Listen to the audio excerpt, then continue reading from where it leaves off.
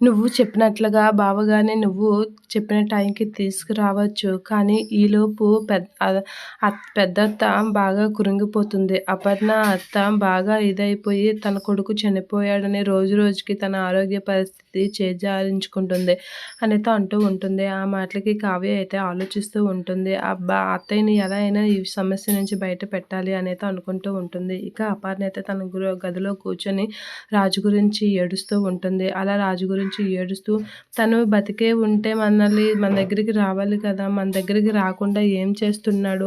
అసలు మనమేం గుర్తు రాలేదా? వాడికి నువ్వు, నేను ఎవరిమి గుర్తు రాలేదా? అని అనేసరికి ఎందుకంటే తను గతం మర్చిపోయాడు కాబట్టి అని కావ్య గట్టిగా అంటూ ఉంటుంది. అవును. తను గతం మర్చిపోయాడు అని అనేసరికి ఒకసారిగా అపర్ణ షాక్ అవుతూ ఉంటుంది. ఏంటి రాజు గతం మర్చిపోయాడా? అనేతో అనుకుంటూ ఉంటుంది.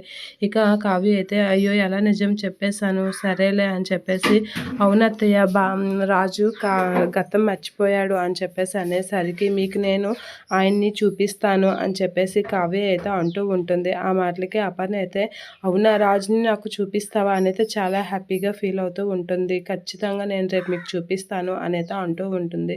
ఇక అపర్ణ అయితే కొంచెం హ్యాపీగా ఫీల్ అవుతుంది.